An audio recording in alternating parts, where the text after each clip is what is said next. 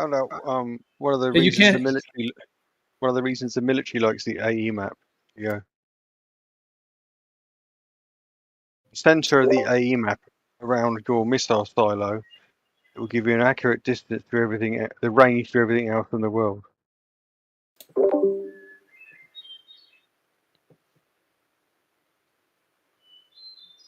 You guys are gonna find my location. How do you have a bird fixed? species. How do you have a fixed rotation of stars on an AE map? Like, do you think that thing follows you as you go around the outside? Is that what you think would happen? It moves as you move, the southern rotation? Around the outside, round the outside. Yeah, because Still if you haven't think figured that, out. you have a major GP problem. And to prove that, you should be able to have two GPs of any celestial body at the same time. Because you'd have a dude over south of South America. He would see that rotation. He'd be able to say, hey, here's Regulus or whatever star right above me. And then some other dude would be in South Africa. And he'd be like, no, I see Regulus above me. Then you would, I guess, you'd have something, or if anyone could show that. But that's not the case. There's one GP of Regulus. There's not two or three or 20 if you had 20 people on the outside of the rim. It's just impossible, dude. The AE map is a psyop. It's just going to take time for people to realize that. I just don't know why everyone's so confident in the stars, star rotations in the south. Because they're a seen fact much of reality that you can observe, and they have GPs on the ground. That's why. But if the map is like chubbier at the bottom, like Neil deGrasse said, and there's extra land and the continents aren't where we think they are, then we don't know how that those stars would compare Which with the map. continent? Which continent is where we don't think it is? Which continent? No, I think it's spread out more, and there's like extra land, and I mean I've looked it up. Like there's definitively more area in the south that we're not allowed to navigate through. Tune into my live stream, Q-Up. Oh, I don't want to see your ad hoc concave flat Earth models. So I mean, you're kind of just dismissing the stars as like that they don't have GPs and they're not significant. Like it's just like a light show in the sky, and you're not linking it to. No, the I just don't. I haven't looked into it enough, and I don't know why you guys just believe that. I mean, I just don't know how you would confirm that each person is like showing this is like looking at the right direction, not doing anything with their camera that's making that an optical effect happen. I don't know, dude. I'm not gonna like go on Stellarium and then fucking figure out their position and where they're fucking pointing their camera. Like, do you guys do that? Well, you know how we see the northern rotation though? Like anyone, like if you're in like Spain or North America, Canada, anywhere in the north, we all see that Polaris rotation around Polaris. Like it's just obviously there. Well, when you go to the equator, you see half of the Polaris rotation, then you see the other half of the southern one. And that southern one is fixed. Just like the north one is fixed. So we have two fixed rotations of stars. Well, that doesn't And make he sense. knows for sure. Everybody knows for sure who's been on the Earth and looked at the stars. Yeah. That's why their globe model works. Wait. We have access to people who've been all over the whole Earth? All you have to do is go to the equator, anywhere on the equator, and you'll see the southern rotation that's fixed. Yeah. Yeah, I think it's biting off more than we can chew, man. We can't know all that stuff. Are you making fun of me? Certainly can. You can. I can. Anyone It's not can. really that hard to test. He's being I sarcastic. think that there aren't any people who are ardent astronomers in Australia, South Africa, South America. I think that's all just up for conjecture. I mean, that's why their globe model works in a way, because they have two parts of a globe, like an upper half and a lower half, and the fixed stars and the axis of rotation. So that's why their model works in that way, and they've convinced the whole world is a globe. So, but the thing is, if you have a planar surface, you have to have like two AE maps, basically. Well, The one for the north, the one for the south, to account for the northern hemisphere and the southern hemisphere, but it has to be on a planar surface. as far as like the sun, if the sun like was actually doing the TFE thing, that would be a problem for me for reconsidering the map and stuff. But dude, it is. the stars. We're just already ahead of. We're just already No, ahead I'm of just you. saying that. I'm saying as far as the stars though, I wouldn't. I don't like the whole firmament, like just a round firmament around us. Like I picture like a toroidal field, and when you look at like a toroidal field viewer, there's so much like it's like a spiral, it's like a spiral vortex. So if the stars are connected with something like that, which would be like a magnetic field, it wouldn't be just a round dome around us. It would have like all kinds of strange shit going on, which would make sense with all these strange, turns the stars are doing, you're saying. You can't have too much strange shit. A So they're toroidal can't have field too is like much it's like an electric hard- field, a toroidal It field. just the stars have no, like, I don't think they have any, like, they could be doing whatever, and that has nothing to do with like the map. If the sun is turning left, that's definitely the map then is like has problems. But it does, dude. Everyone in Australia, South America can verify it. I mean, you don't think the sun turns to the left?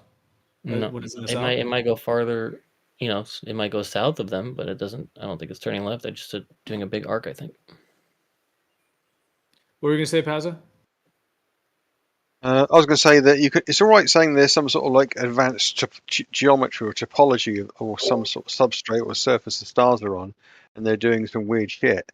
But wherever you are in the world, if you look at, if anybody at night looking at a particular constellation and measuring it, all the angles between all the stars and the topology is consistent for everyone. It doesn't look like something is twisting and convulsing things around in the sky. Well, it's It not almost random. looks like you're looking up a half a sphere with yeah. things painted on it. Yeah, I'm with Q up on this one. Sorry, boys. You're being sarcastic.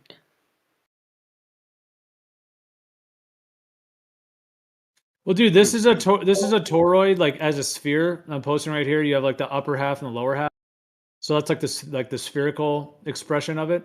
But when you also look at an electric field, like a stereographic projection of it, you have like this, an electric circuit, and that's what the sky's doing. You have the northern rotation, like on the right would be like Polaris, and the left would be the Sigma Octantis, and the straight line at the equator. And when you look at the actual stars, that's what they look like. Like they have that pattern, which like this, which I took paint and I threw some little things on here. But that's what the stars are doing. That's what the sky is doing. And then the sun seems to go into one half, does the 24-hour sun effect, goes straight at the equator, and then goes to the other half in the south. But if it's on an AE map, right, and there's more than 2 continents in the south that are seeing that, then it's not just 2 poles like that. It'll be more axes of rotation, right? Well, that's why we used to talk about, like, I used to talk about the idea of a quadrupole, but that's really impossible because, and I've said this back then, that in order to verify that, there'd have to be a transition. Like when you're at the equator, if you were to travel along the equator, you would see like one of those poles would like set and another one would rise, and there'd be like a transition between them. That's not what happens. It just stays fixed as you circle around. That southern pole doesn't transition. It's just one pole there. The thing I keep saying, this electric field of circuit diagram, and then making an analogy between that and the track of the stars is that the sun during the equinox period, the days and months around it, or certainly the weeks around it, travels along the equator, where your equator is a straight line. How does it get from one side to the other of that line?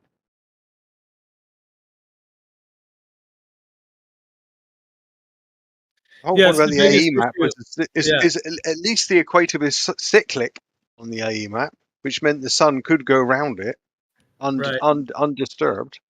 This topology, it's Pac-Man time again, isn't it? It's going all the way along one side, and it's somewhere. Where does it go? It doesn't go out of view for anybody. There's always someone who can see the sun somewhere. How does it get from one end of the line to the other and then back again? Well, I don't think, like I'm saying, I'm saying the stars would be like kind of doing a different thing than the sun.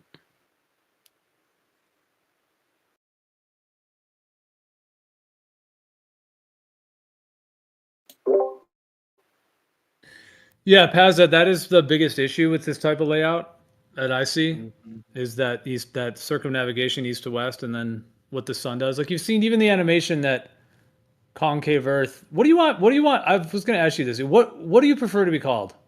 Because your name was All Glory to the Most High. So Glory, or I got to have some name to call you by. What is your preferred name?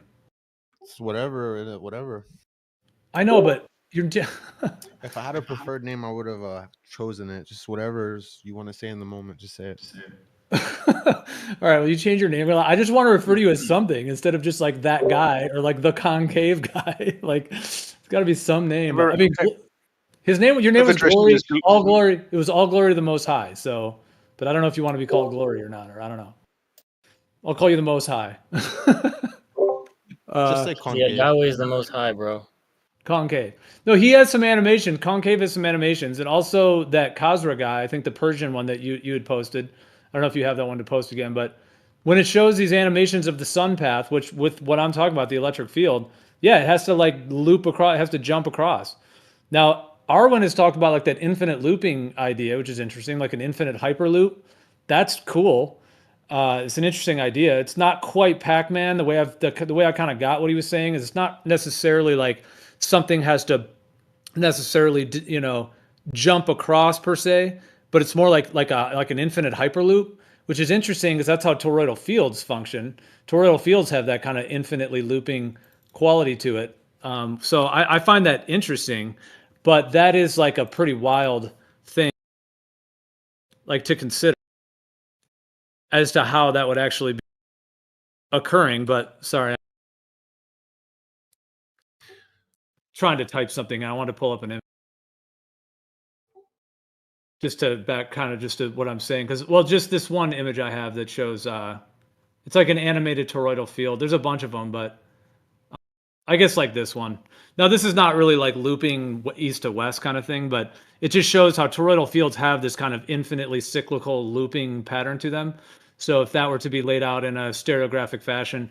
So, I mean, that's interesting, but it's pretty like sci-fi quantum something, to kind of consider that something that we live in some kind of a hyperloop reality of some sort in which you're not really jumping across to the other side, but just as you travel, you just continue on and you end up on another looped portion of the realm that is the same or something. I don't know. That's pretty wild to think of, but yeah, it does require something of that effect because the sun would have to go straight at the equator. And the fact that the sun makes a straight path shows that it's really not the AE map. So the sun's not circling. So on a planar surface, it has to somehow, What do if you it's mean a going in a straight straight path? line. A straight path over like past people, like from side to side of their Yeah, vision? like it rises exactly east, goes straight up over your head, and rises exactly west. Yeah, it's during- not turning enough for you to notice within your optical field of view. It's what is your But dome of vision like that Alan said? It's like not very big. But on an AE map, you're seeing half of the circle, half of the entire 180-degree circle. You're not just seeing a tiny little portion of it. You're seeing half of it because you see 12 hours a day type of deal, 12 hours a day, 12 hours a night. You're seeing half of an entire circle. And I knew these problems with the AE map before. It's not like any of this is quite exactly new. It's just things are kind of unfolding more so. But I mean, these have been issues. Same with the southern star rotations, the rising south of east, setting south of west issue when it arcs off to the left, and then the straight line at the equator. What do you mean you're saying half of the circle? On the AE map, the sun on the equinox rises due east and sets due west. But I'm saying on an AE thing, you're seeing it for half of its entire 360-degree circle, so 180 degrees of it, because you see it for 12 hours. So, but it's a straight line. So you're saying you'd only see a tiny little bit of it, but you're not seeing like a 16th of the circle or something. You're seeing 1/2 of it. But on the equinox, wherever you are in the world, at dawn, you look exactly due east to see the sun. Yeah, on an AE map, you'd be shooting off to the ice wall. Yep. But on the Not dual everyone, pole one, obviously. on the dual pole one, you actually all would be looking at the equinox.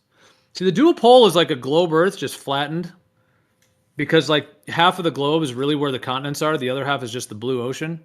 So that's the thing about that dual pole layout. It's kind of like what we see on the globe. It's just flat, and then you have the two hemispheres that are flat instead of balls.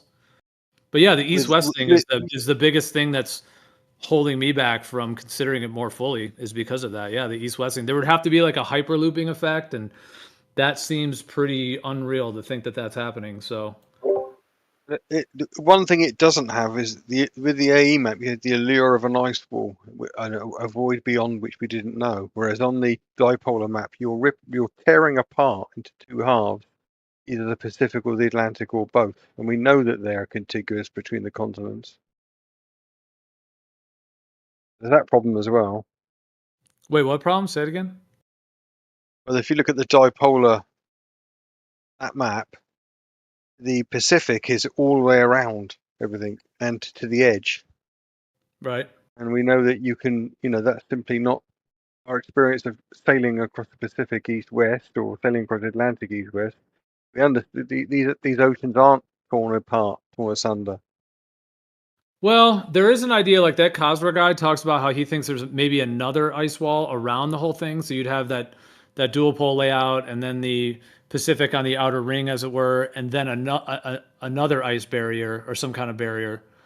Now, if that was the case, when you go like directly west, yeah, you would potentially hit that ice barrier and be like, "Where am I? What is this? Is this Antarctica?" Like Of course, on an AE map, if you go directly west from like Ecuador, let's say you go directly west going straight, you would also hit the ice wall. They would call that Antarctica. So on both of those, you hit an ice wall. On the globe, you don't hit an ice wall though. You end up in Indonesia.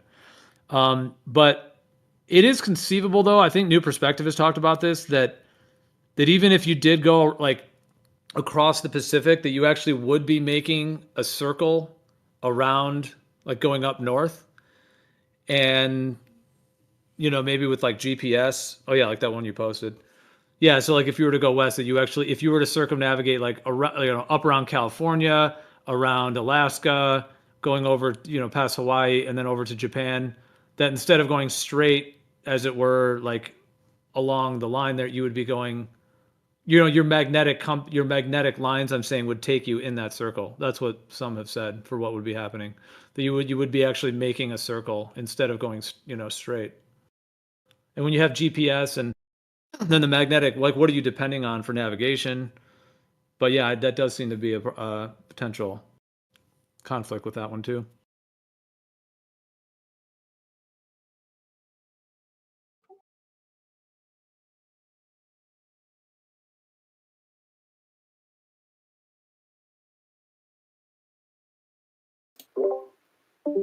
Yo, Gio, I'm posting my 2024 solar eclipse video finally on YouTube. Nice.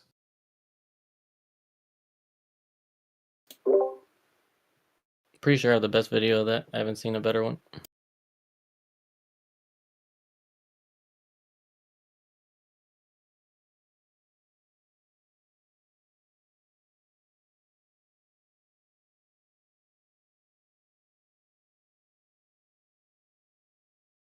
I mean, I just think it's cool how the stars match the way an electric field. That's why I keep talking about it, because it's pretty cool. Like toroidal fields and electric fields, the fact that the stars make that kind of two pole, the straight line, like the way an electric field pattern is. I just think that's so cool, and the fact that that's what the sky, how it appears to us. But yeah, how the land is laid out under that, and the east-west thing, and the Pacific Ocean thing, yeah, that is a lot to. That's why I haven't like fully considered that because of those issues. Like that would have to be. It matches what the sky's doing and what the GPs would be of all the stars. Does that way better than the AE map does.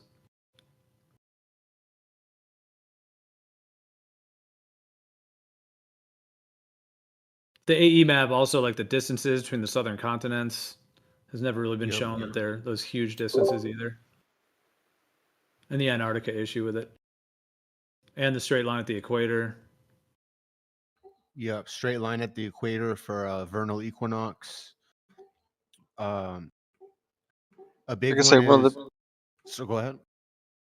So one of the most strategic uses ever of the AE map is when if they put an AE map on your country in the middle, which you can do, you can put the AE map anywhere you want to. You don't. It's just North Pole for convention for to show the whole realm sort of thing. But if you put an AE map starting, say for instance, in London, then it will give me the scale distance for a range of any, like for example, any mist anywhere in the world from that center point gives you the accurate distance between you and that place. That's the whole That's the whole value of it. It's azimutally equidistant. So they do have practical use in military AE maps.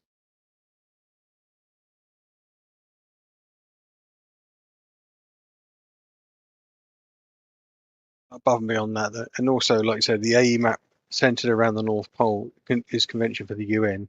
It's effectively a clock. If you look at where you are in the world, you can count the segments round. You know exactly, without having to think about it, you can work out the time difference between you and somewhere else in the world. Because effectively, the dawn, midnight, and dusk line sweeps round that like a radar, right, like a radar sweep. In a 24-hour cycle. That's the thing about a longitude line, is anybody along that longitude line, give or take any terrain differential, will experience dawn, solar noon, and dusk simultaneously anywhere along that line.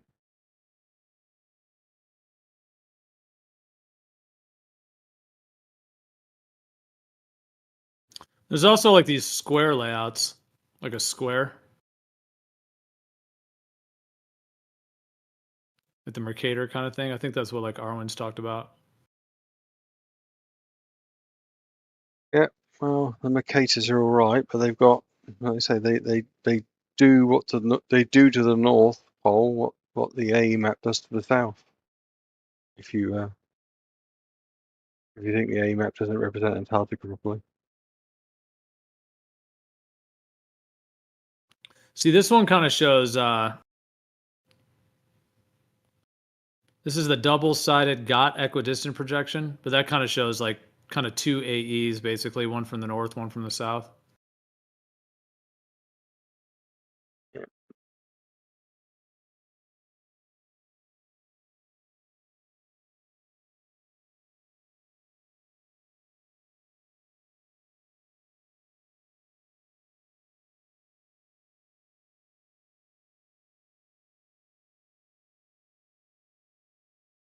There's loads and loads and loads of projections.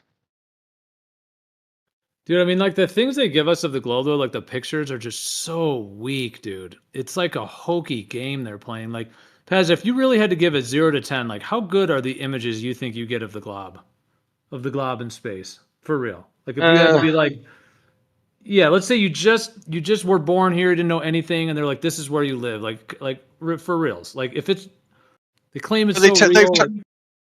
Yeah, I mean, historically they've told you they're a patchwork because they haven't been able to see them in their entirety, and up to a point, the only ones they did present us were the Apollo-y ones. But now I think the Lagrange satellites look tracking effectively half of it.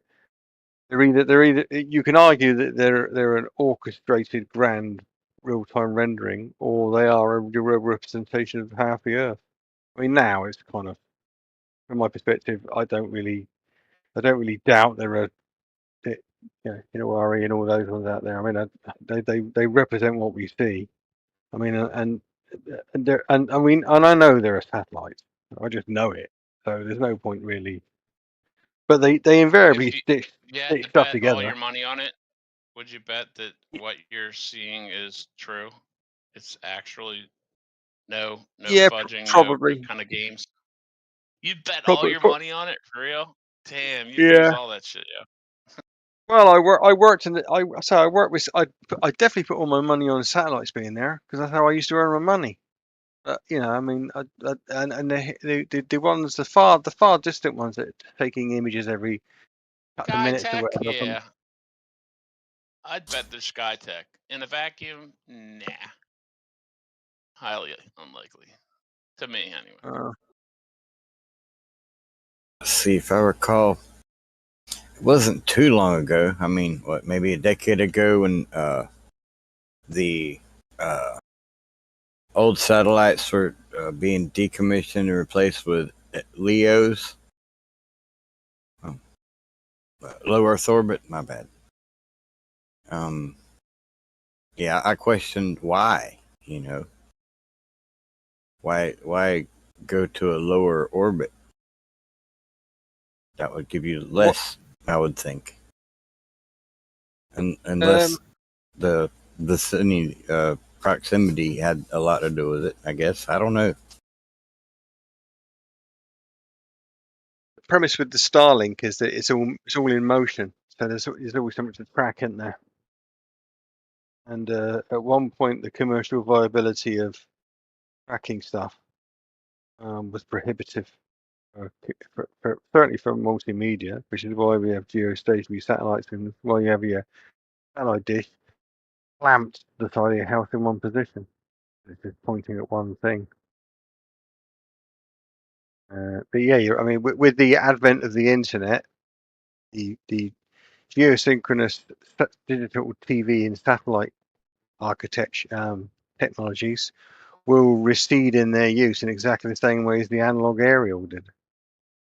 You know, the internet's going to take it all, isn't it, eventually? But, you know, with the exception of GPS and any, like, you know, military spying stuff. Yo, shit's not that deep, you guys. Honestly, the globe model, it's not that deep. It's not that hard. There's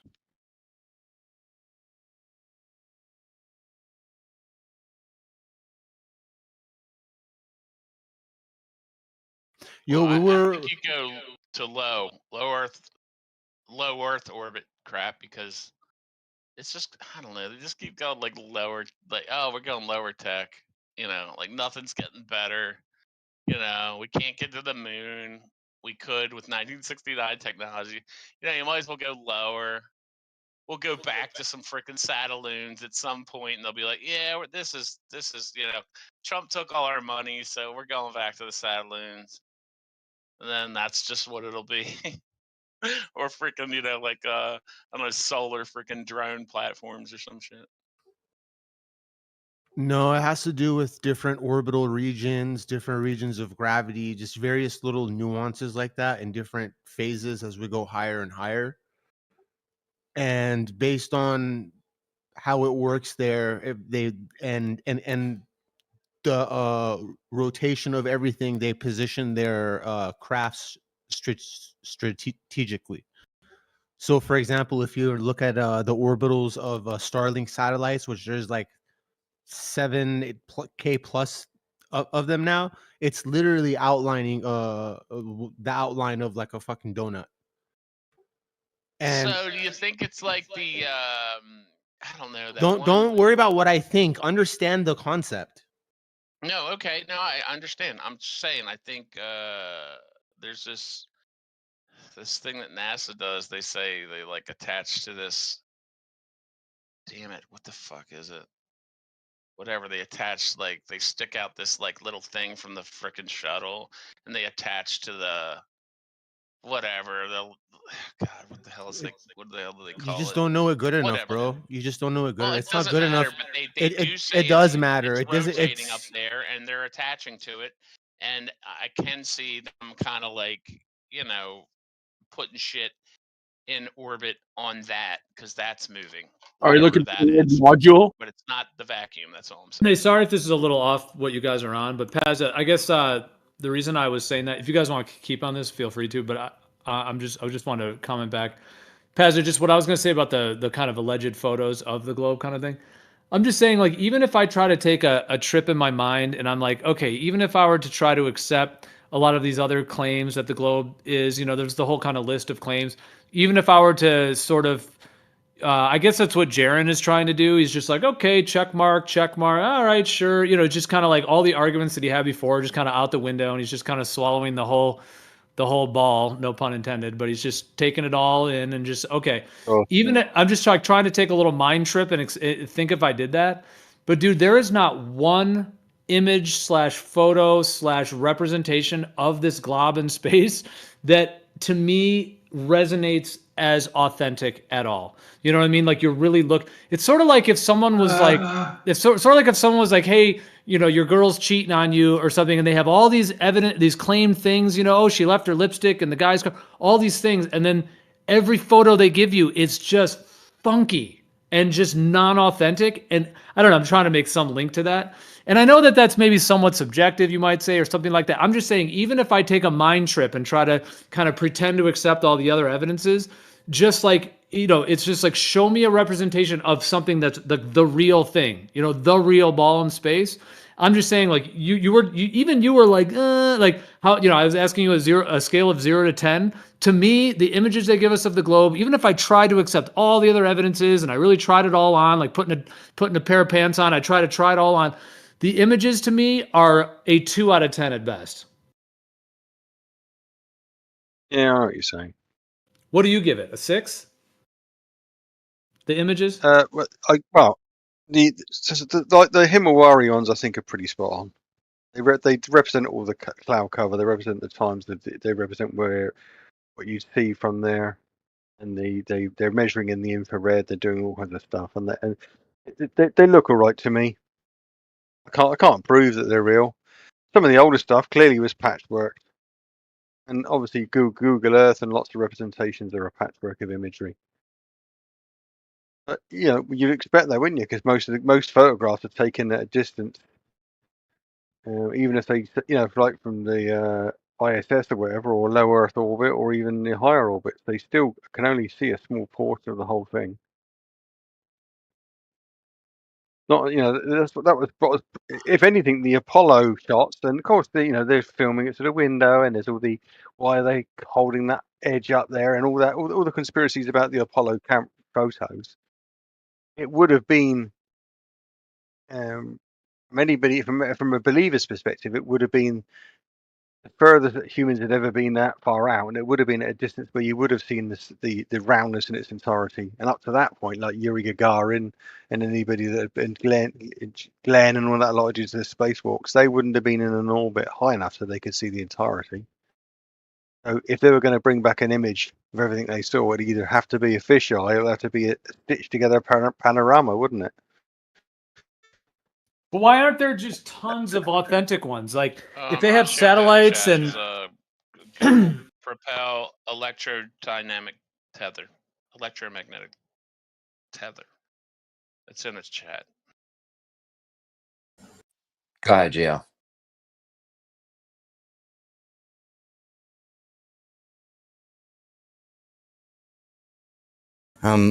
Somebody brought up Starlink earlier.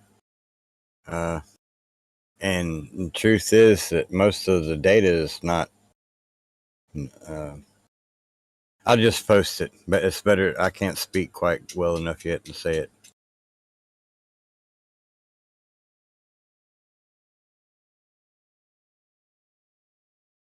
No, I guess I was just saying, Paz, it's just like there would be tons of pictures of the Earth that would be legit. Like, if it really was a globe, that we'd have from every angle, every picture, you'd see eclipses. I mean, they claim they can go probe the sun. They got probes going to Mars and stuff. I mean, this seems like there should be tons of authentic footage from every angle, every direction of the globe. Kind of like there is of China. You know what I mean? I've never been to China, but there's tons of authentic pictures of China from drones, from high altitude, low altitude, from all over the place. Like the video footage the footage of China is a 10 out of 10. It's absolutely impeccably good. For me to believe, I've never been to China, but I'm saying for me to believe China exists just on video evidence alone. We talked about the 24-hour sun thing in the Antarctica. At the beginning, it was only like a 2 or 3 out of 10, but for me, it went up, higher and higher over the years, and there's been more footage of it and stuff. And that seemed to be kind of a rollout in its own way, but that's another topic. But I'm just saying, of this alleged globe Earth, like all these discussions and all the tension around it, it just seems like the picture and video evidence should be at least a 9 out of 10, if not a 10 out of 10, considering they're probing everything. They're claiming they're going to Mars. They got tons of equipment out there. It should not be hard to have just a prolific selection of authentic footage if it was real. So, and even you're like answering it like, the Himawari. I mean, even you can't say like, oh yeah, it's knocked out of the park. So it's just a strange part of all this. I think it's one of those things. It's like, all the people that are push stuff into space have got a focused narrative. They're not particularly interested in it. Most of them are actually presenting the Earth from all perspectives, are they? It's kind of like, how many shots were there of the midnight sun in Antarctica? Most people would go there, don't give a damn about showing that to anybody. This is where we find ourselves. That you're right. There could be a lot more images of Earth from space. But isn't it everywhere? It's on our cell phones. It's on our backdrops. I mean, it seems like they want to push the globe. It's in every logo. It's like the opposite of that. They push it like a religious symbol. It is a sim. I get what you're saying. I mean, it is taken. The image is taken with profundity. The image is taken as a representation of the whole of our reality to some extent. And you can argue that if you arrive from another world, it would be difficult to distinguish the way in which we utilize that image and way it's embraced culturally. And it's from, for example, the crucifix. And I don't mean that in a denigratory way. It's just it's ubiquitous to a lot of. It's an iconography which is ubiquitous to a lot of people's lives and their experience, isn't it? And you wouldn't make a distinction between the two, I don't think, if you're looking at it from an outside perspective. So you're right, it is everywhere. I don't even know what to say to that. Really, it's whole. The notion that the Earth is a sphere, and all the notion of space and space travel and all the technology behind it is all embraced culturally by the modern world. But you would kind of anticipate that, really, wouldn't you?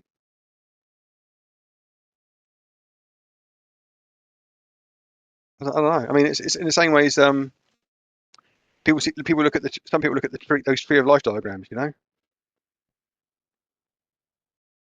And like I say, there's a lot of people who look at that and they see it as it's testament to the glory and might of God. So I mean, it is. Well, you know, it's like you go into nature. You can be in nature and you can be looking at something, and you can feel a spiritual connection with your reality because of the vastness and complexity and the beauty of stuff, and the aesthetic which your eyes naturally tune to. That happens to that's a shared experience, and I think a lot of people look at that, even though they haven't personally experienced an observation of the ground at that height, and can't firstly verify that, possibly get their head around what it would be like to be that far away looking at it. They still see it they still see the profundity in the notion, don't they? It is after all non-intuitive. You're all on the outside of something.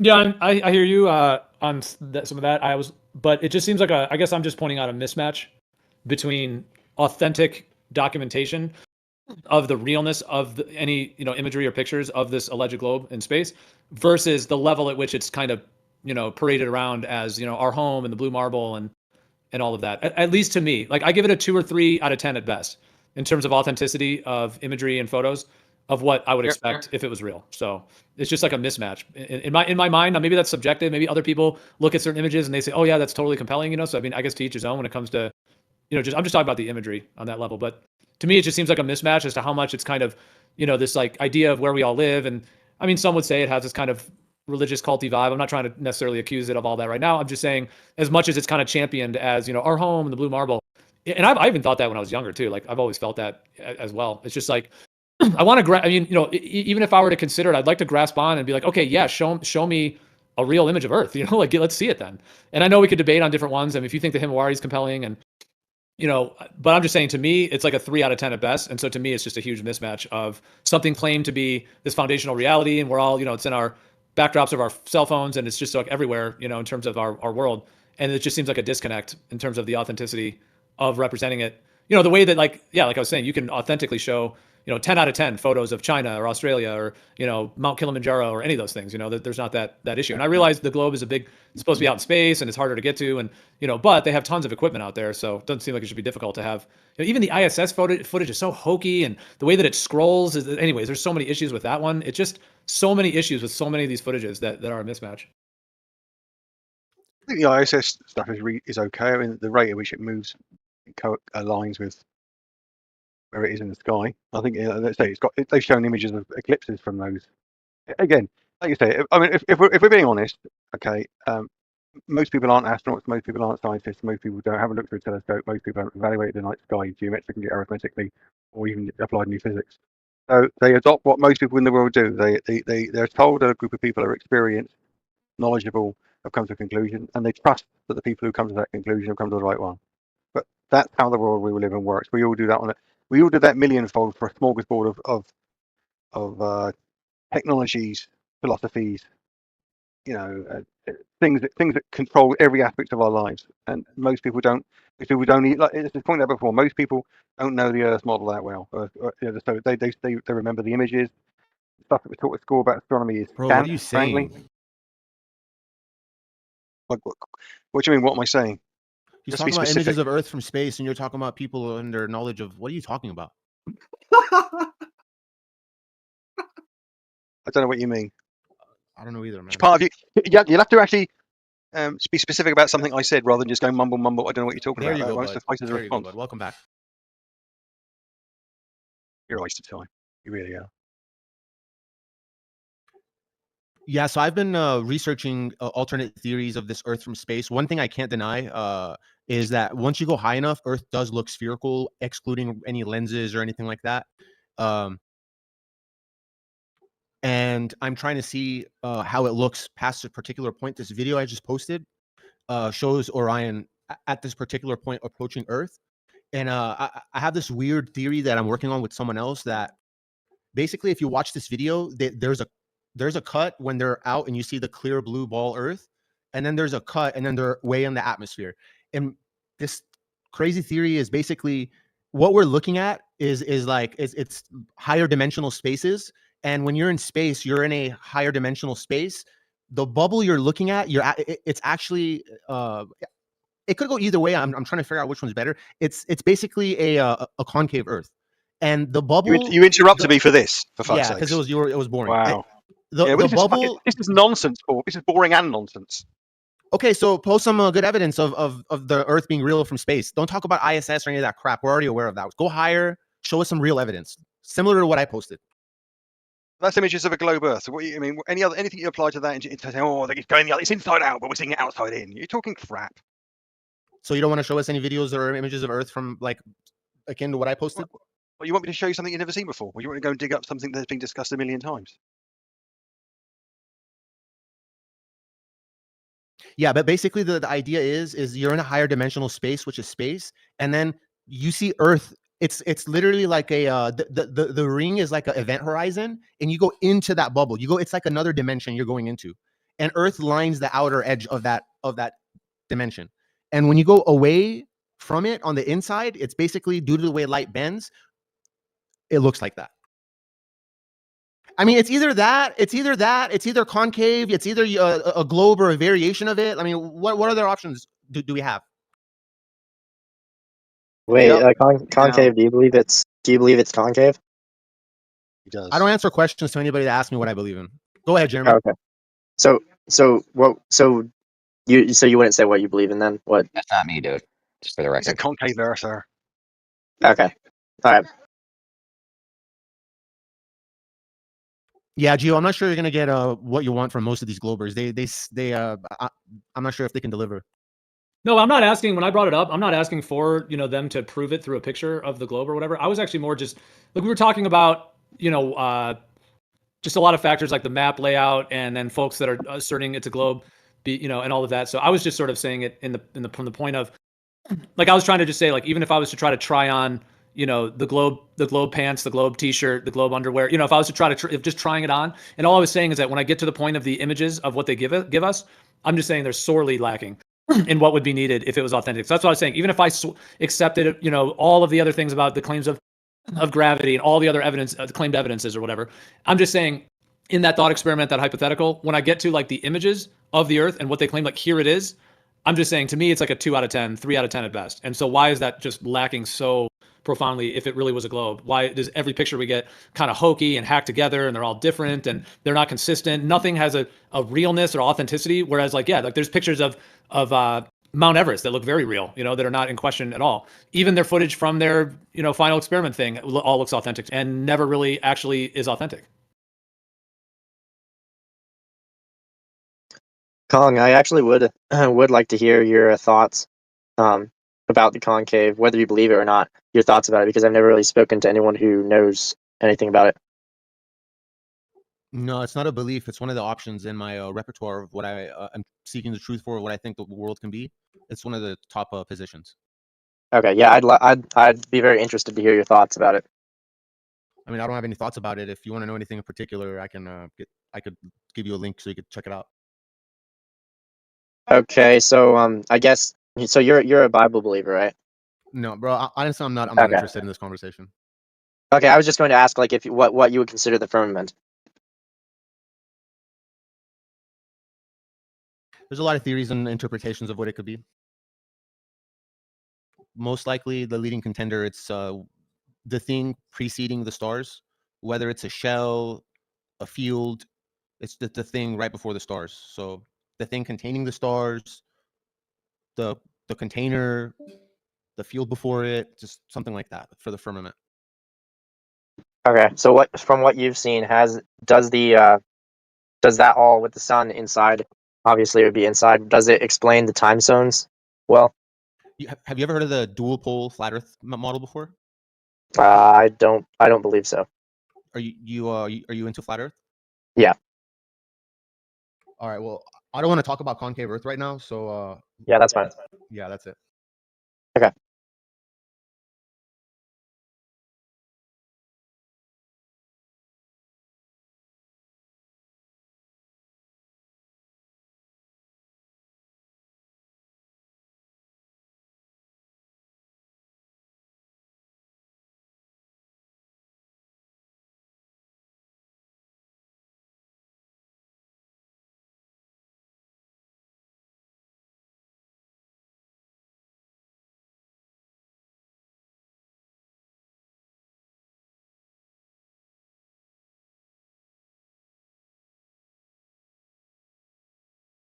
Pazzo, you never told me if you had to of the images from the Earth from the globe from space. If you had to rank it overall 0 to 10, what do you overall? What would you have to give it? The far distant ones from Himawari and all the data, I'll give it an 8 or a 9. Some of the older patchwork stuff, obviously, if some of it was presented as all images at one point, so clearly there was just an agency to try and pretend there's something they didn't have. The ISS stuff looked alright to me. I don't have a problem with the ISS stuff. Other footage was terrible. Wait, are you talking about the footage of the Earth from the ISS or inside the ISS? No, the Earth from the ISS. Oh, bro, it looked like they were using like a cell phone camera from like the late '90s. It was so bad. What's the They might have got resolution of the ISS images? they might have got a better camera. I haven't seen it in a while. Last time I checked, though, the footage was terrible. Yeah, it says according to the ISS pushes out 720 and 1080p video images. Now, yeah, maybe they got better, but like I said before, it was pretty bad. Yeah. They're still doing that live streaming Earth. I don't know. I think. Have a look. Can we just pull up the ISS right now, or? Oh, did you ever see the one at nighttime they did? That was so bad. If I had to rank all the footage of space that I've seen overall, I mean, if we'd had to take the bad stuff, like stuff that was blatantly fake, and put it at a -10, and then the stuff that looked really good and put it at a 10, I'd have to rank it this in like the negatives probably. It'd be like -2. We're going negative. Yeah, like -10 would be like the fakest bullshit ass shit you've seen, and then +10 would be like really good, authentic looking footage. I'd probably put it at like a negative something, 2, 3.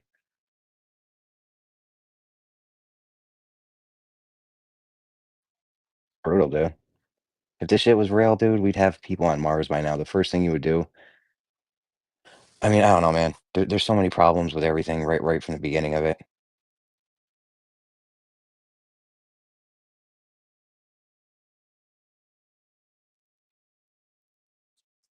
That was kind of why I brought it up. Is just like because people like Pazza and others, you'll assert all the globe claimed evidences or why you think they're strong and stuff. So that's why I was saying, like, even if I just jumped through all those and said, okay, sure, just for whatever reason, just as a thought experiment, but then it's like that's why I got to the actual imagery of like, here it is, here's the real thing, and that's what I'm saying. Like, Jeremy's going negative. I'm giving it like 2 or 3 out of 10 at best in terms of all the images they give us, which is pretty weak for something that's claimed to be the entire place we live, and they're probing the sun and taking rovers to Mars and all this stuff. Like, it just seems like it should be at least an 8 or a 9 at this point in 2025. Yeah, I mean, so here's typical. Yeah, it's not this one here. Okay. So these two here are typical examples of shots they present to us. Yeah. typical sort of imagery you get from ISS. Which part is curving on that? The horizon? Is that the curving part we're supposed to be seeing? No, I'm not just the curve. I'm not even arguing for the curve that it could be a fisheye. I've got no idea of knowing. And I wouldn't assert that there wasn't a lens. What makes you think this is a globe, though? No, my proof of globe wouldn't come from these two pictures. But the point I'm making is that even if that was distorted, even if that horizon was flat at that altitude, and just a lens distortion in there, I'll say if it is one or the other. The actual ground, the actual view from above, it is by its nature a little bit ethereal because we've got no, other than these kind of images, we've got no reference to hold it against. You know what I mean? So you wouldn't. You've got to take on other people's word what it would look like that high off the surface. There's no intuitive way of looking at that and going, yeah, that's totally realistic. So you said we have to take other people's word for it. Does that Sure. sound like science? Does that sound like science to you? I don't use. This is not how you approach these things, though, is it? If someone says this is a photograph of China, you don't use science to say whether you agree with it or not, do you? Oh, all right, I'll give you that one. This isn't science. I hear that. All I'm saying is I'm creating plenty of wiggle room here. Yeah, thousands and thousands and thousands of images. Most of them look very, very similar in some respects. Some of them have got lots of curving, others haven't. Some of them have got dark skies. Some of them have got stars. Some of them have got things which don't make sense on some level if on first observation. If we'll go through these hours. Is this from a high altitude balloon or? These images are from ISS. They're supposed to be from the ISS. But the thing is that when they show the surface, it's all very abstract, and because we don't have a personal perception of anything of that nature to compare it against. So you can argue that we are taking on every single one of these images. We've got no way of knowing whether they're true. And in that respect, it's almost like analogous to what color was a T-Rex. You've seen loads of artist depictions. Is an artist depiction of are 1,000 artist depictions of something someone hasn't seen any more abstract or any less abstract in real terms than someone presenting you 1,000 images of something you could never perceive yourself? Some people argue there's a difference. Some people argue there's not. And I'm not. You can argue this to people in the face, and people can look through these images and go and try and evaluate and say, yeah, these are all fucking gay, etc., etc. You know, all day long you can do this. Other people completely absorb them and are happy with them and don't see any problem with looking at these and trusting that these are being taken at the height they are by the technology they are. So, it's all subjective.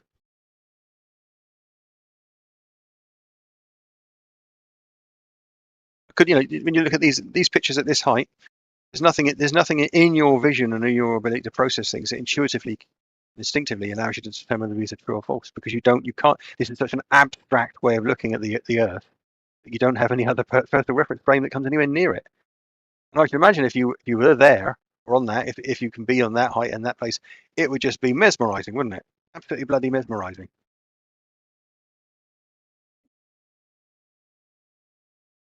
I mean, dude, by now you'd think you'd have a 24/7 camera on the moon pointed at Earth. I mean, dude, they have a rover. This shit don't make no sense. You got a rover on Mars, but not a camera on the moon. Yeah. Does that make sense? Even more so, we have 2 dead rovers that they spent $30 million each on the moon that they drove around for a few hours and just left them there collecting dust and just falling apart up on the moon. And then meanwhile, they claim to have been taking a remote thing to Mars. It's just completely out of order. But dropping This is something an on the outrage. moon, dropping something on a planet like that, or the moon or the Mars, is a completely different technical proposition than going and getting it and bringing it back, isn't it? You have to agree that. Bring it what back? Yeah, but they haven't even explored the moon yet. They don't even know. We don't even know what's going on with the moon, let alone why are we going to Mars? We got 2 dead rovers on the moon. Wasted all that money. Pazza, bring what back? Oh, someone just pointed out about the lunar rovers that have been left on the surface. You wouldn't expect them to go and get it, would you? Yeah, no. He's just pointing out that they didn't put them into any further use. They just wasted all that. What if they're lunar rovers and they landed them and they stopped working? What other use would they have? They stopped working after an hour or two. Shouldn't you win a Nobel Prize in physics or something if you fucking design a car that drove on the moon or something? I don't know. I feel like somebody in this line of the moon landing should have got some kind of Nobel Prize or something. The Soviets were the first to allegedly put something on the moon, weren't they? Back in the 1970s. Well, I've been bringing that up a lot lately because it's just, to me, it's just kind of mind blowing that they did those claim to do those few missions to the moon. They spent millions and millions trying to design this rover thing on the moon so they could drive around on the moon. They drove around. I think they claimed they drove them for like 3 hours, which is what they claimed. And I think they said they only drove them like 30 miles. I forget. You could look up the numbers, and then they just left them there and gave up on it. I sound like Louis C.K. the way he does his comedy bits. They just left it there. They just, why would they spend $30 million to bound around on the moon for a minute and just leave these $60 million of taxpayers' money? They didn't continue the missions. They didn't go back. They didn't figure, like, humans had just figured out how to drive cars on the moon, allegedly. And then they just gave up on it. They just leave it there collecting dust. Just for 70, 60 years. That's just insane, dude. That is not how progression of technology goes. Yo, check it. If it wasn't for the moon landing footage, all the moon landing footage, I'd have you guys at like a 2 or a 3 like Geo. But when you add the moon landing footage into it, you're getting into the negatives. Dude, you do the backdrop. The backdrop when they were driving the rover, like there's clear problems with the backdrop. Like it's just fake. They were using fake Stanley Kubrick backdrops, like they used to do for the westerns and shit. You said they should give him an award. I think they do on the Property Masters Guild, like the awards in Hollywood when they give out the awards for all the people that make the sets. That's why they freaking give them to them. Yeah, the Apollo mission stuff was fucking absurd, fake. really. Oh, I thought you were gonna say fake. It was absurd. No. Well, yeah, absurd pursuit, massive, enormous international dick waving competition. I mean, dude, have you seen the lunar lander take off from the moon with the sparkles? Yeah, I've seen all the footage. You seen the sparkles when the lunar lander takes off from the moon? And that looks. You see that and you're like, yeah, that's probably legit. What do you think? What does everybody that looks at it does have a problem think that is? Everyone I've ever showed it to. They think it's fragmenting foil installation, don't they? I think. Everyone I've ever showed, I show this to like normal people. I'm like, hey, look at this shit. And I'm like, does it look like a craft taking off from the surface of the moon, or does this look like fake? Everyone says it looks fake. Okay. Just normal people that aren't involved in this. It looks like it's being pulled up on a crane. It looks like how they did that, because you can actually see that as it's going up, it wobbles, and you see the physics of the wobbling is when it has like a wire like that. The way that it tilts back and forth, like the little subtle wobbles. So it looks like they had a crane pulled it upwards with a little firecracker. It's such bad fakery. That was probably top notch though back then. That was probably the best special effects you could get. You know what I'm saying? So heads bought it back then. They're like, oh shit, well, we're on the moon, bitches. But you look at it now and it's like, oh. Are you talking about the the Apollo 17 footage you were taking off? Yeah, with the sparkles, you can't miss it. That's what they left us. That was our humans last on the moon. That was it. That's the last footage we get. They hit you with some rainbow sparkles. I mean, that may be why heads are saying space is gay, fake and gay, because of the rainbow sparkles from the last footage from the humans on the moon. I don't know.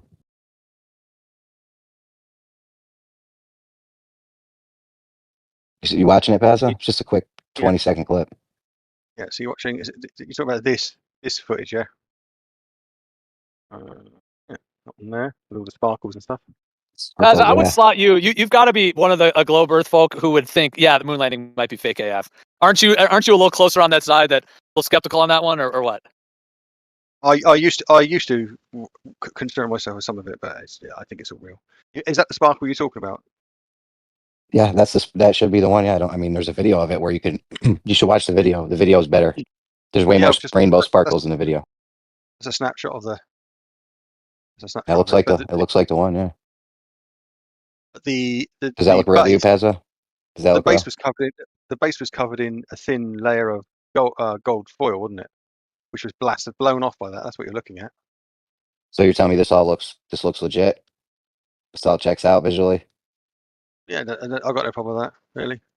All right. Okay. Yeah. He's not okay, Gio.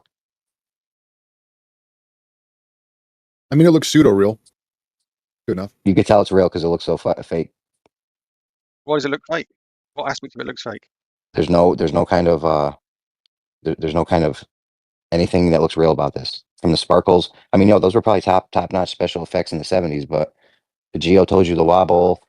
There's no really. I can't see a wobble.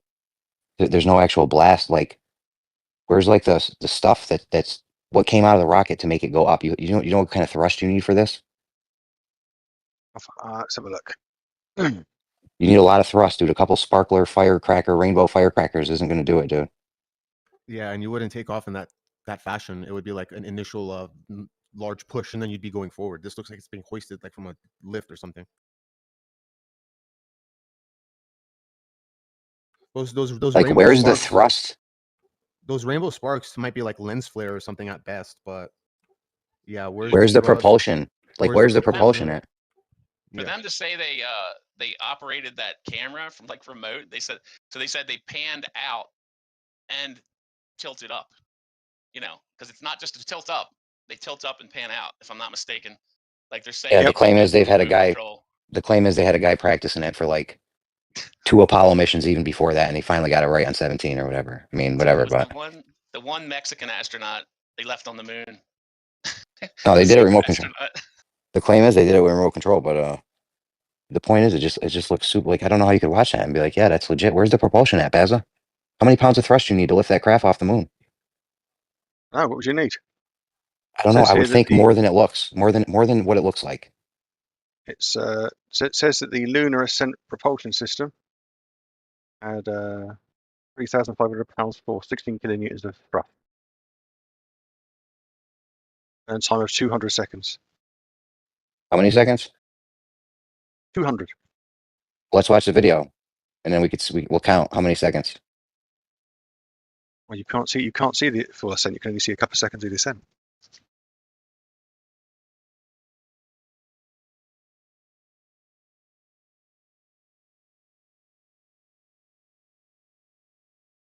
It says it's a fixed thrust hypergolic rocket engine. I don't know, man. That shit doesn't look anything close to like it's real to me. You look at it, you think that's real. I mean, I don't know. I posted links to a timestamp though. It's another liftoff with the same rainbow spark looking things. Sure. You can see the base part of the lander is covered in foil. First thing you get blasted clear of the site, isn't it? If anything, it's all that stuff blowing away with it radially from the center there is got a forensic footprint of a thrust blast. Bro, I can see the wobble in concave Earth thing. You can't see that wobble? In his video. It's a GIF. I don't know. It's up there a little bit now. It's at 10 p.m. or whatever. And it's on the hour. Concave Earth. Watch the takeoff. You can see the wobble. I can't see wobble in that. Which direction's the wobble in? Left to right. You don't see it? Of the ascent craft. Yeah, the piece that's going up. You don't see that wobble? No, I don't see a wobble.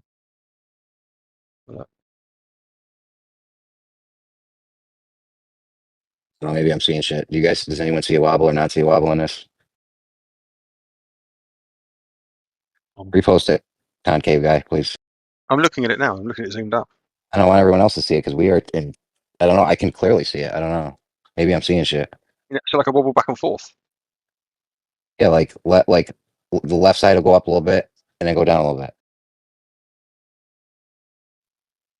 Like a weeble wobble. Yeah, because the motion is hinging on a fulcrum point, which is why it looks like it's being raised by a crane, because it hinges on that fulcrum point of where it would be attached on the top. You don't think that if they were going to spend all this time and effort and money, they wouldn't have it so that they could lift it cleanly without any wobbles or swinging on a crane in the studio? If they could, why didn't they though? Why didn't they? Because I can see the wobble there. But what I'm saying You can't see it. Me and Gio can see it. Can anyone else see it or not see it? I can sort of see. You're saying the left. It tips left up very slightly to start with, doesn't it? Yeah.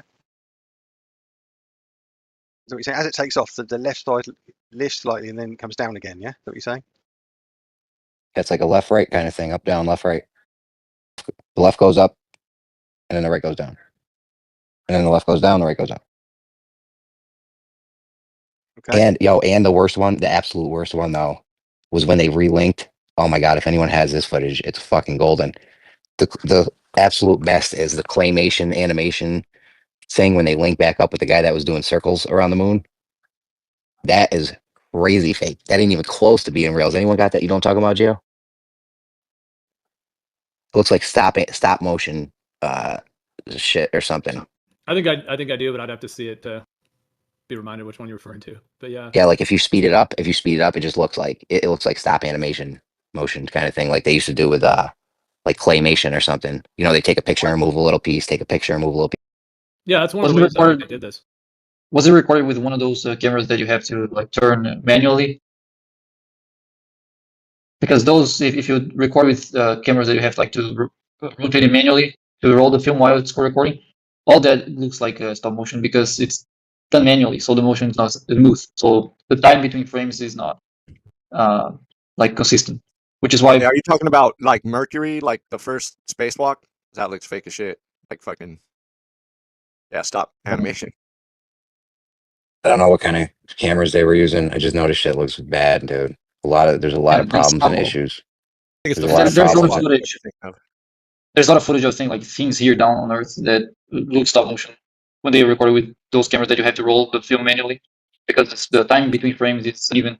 Exactly the same thing happens in stop motion animation because the motion is done by hand. It's not Were the real they motion. using those cameras though, or you don't even know? That's what I'm asking. If they were using those cameras, then that makes sense. It looks like stop motion. Okay, well, we don't know though. Yeah, I'm just so we giving could you probably find out. We could probably find out once you guys get on that. You talk about those camera shots, those simultaneous shots.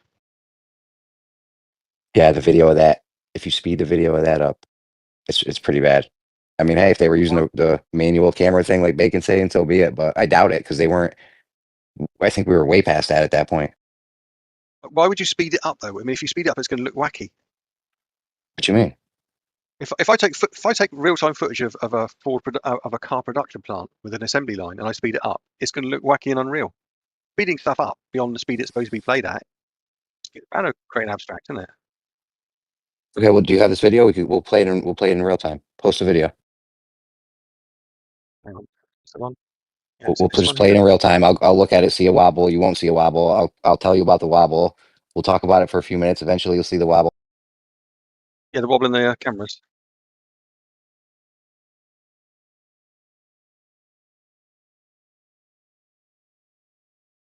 Have you looked into it's called the MMU. It was part of like the space shuttle program. It was like this jetpack thing that they hooked up on, and then they'd be cruising around untethered from the space shuttle. Oh, they're going 17,000 miles an hour, right? Around the moon. No, that ain't the one, Paz. I'm talking about the one where they link up after they landed on the moon, and then they shoot off in the little rainbow rocket, and then they link back up with the dude. I never seen that. Yeah, because there was a guy when they went to the moon. There was guys that went to the moon, and there was a guy that didn't go to the moon. He circled around the moon so that they could link back up with him on the way out. They have to reconnect. When those two reconnect, I don't know. It just doesn't look real. Maybe if the thing is Bacon is saying is true, okay. I don't think so. We were way past that at that point. Like we weren't even close to using them shits. I don't think.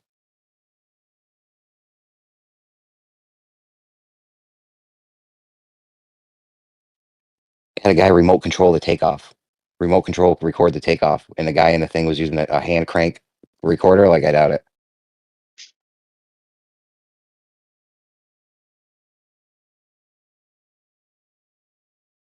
Yeah, Levelist, that might be a clip from it. Actually, the thing Levelist just posted.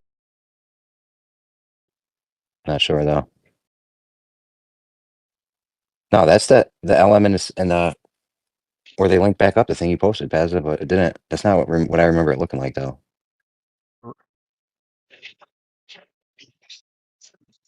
I mean, I don't even see the two crafts linking. I just watched that whole thing or just skimmed through it a little bit. But what's the timestamp where they rendezvous?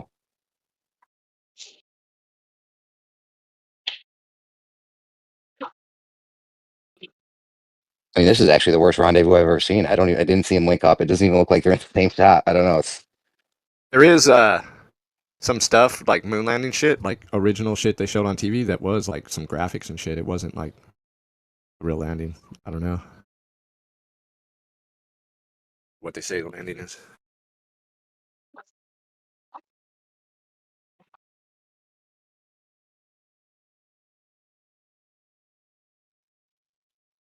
I mean, dude, here's the thing. You're in the most dangerous place a human has ever been. The whole world's watching. Do you A? Take every step very carefully, meticulously, and carefully? Or do you B? Hop around like a bunny rabbit, fall on the ground, sharp rocks, roll around on all the sharp rocks on the ground, and just act like a child in a bouncy castle. What do you do, A or B, Pezza? Most normal people would do the latter, wouldn't they? Bounce around like a bunny Have you seen rabbit? Yeah, have It you was seen the most likely Onion News? filmed at Downey Studios.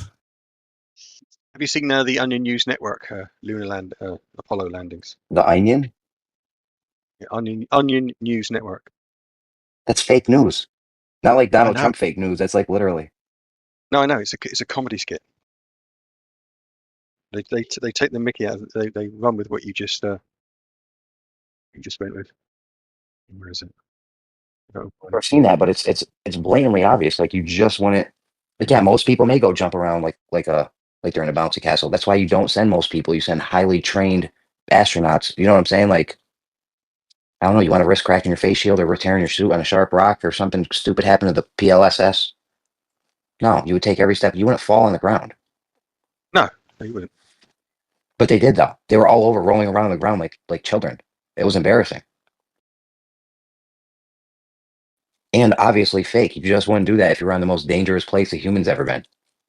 While the whole world watches. What are they doing that's so dangerous? They're falling on the ground, rolling around on the ground.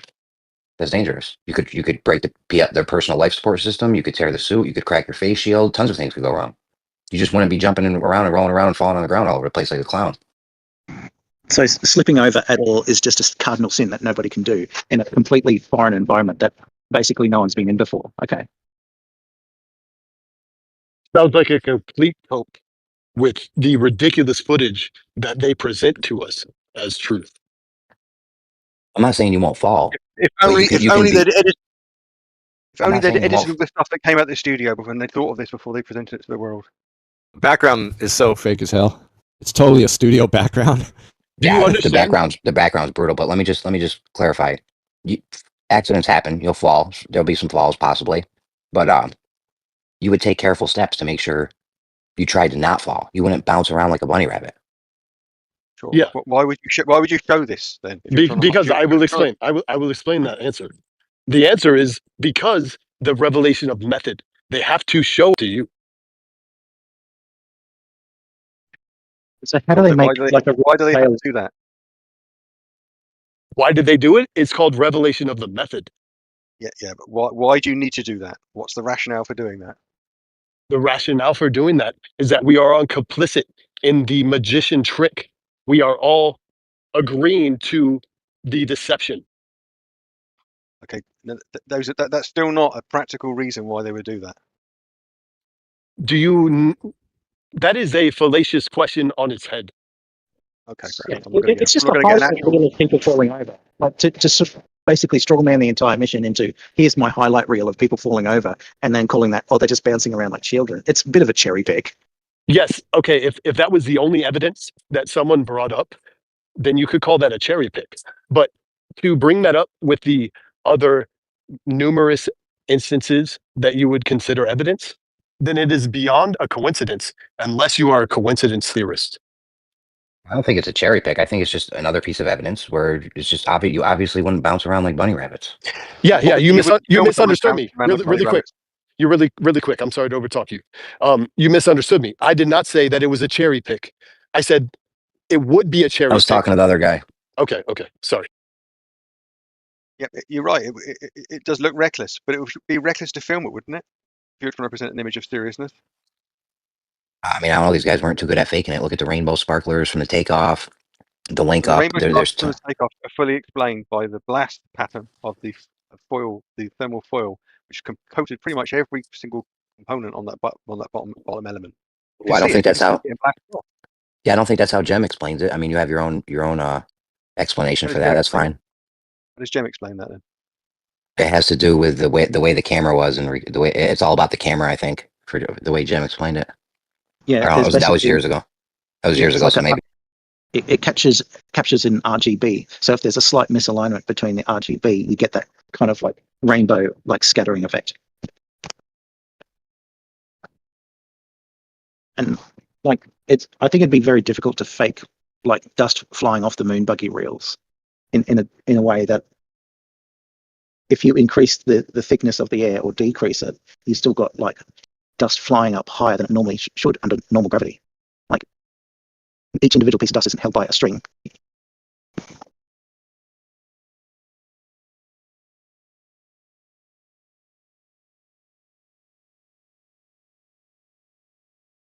A second or 2 seconds later, we're moving so fast through the universe, depending on where the moon is and where all this stuff's happening, you won't even hit the moon. It's like 2 seconds away at most. I know, but we're moving at like 1,000,000 miles an hour. So depending on where the moon is and where that 1,000,000 mile an hour vector direction is, you're not even gonna hit it. Speed of light's a lot faster than 1,000,000 miles an hour. So, and you're talking about two objects that are relatively, like, the Earth spin is about 0.0006 RPM. Like, compared to the speed of light, that's almost zero. I just don't have nothing to do with the spin. I don't know. I'm talking about how fast the Earth and the moon is moving through space. It's like over 1,000,000 miles an hour.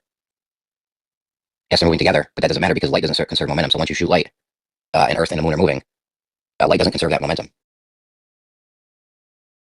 Anyways, that's a whole other thing you'd have to do some math on. Maybe Kosha got his numbers wrong. He is wildly unreliable, so I'll give you that. About that right now. Okay.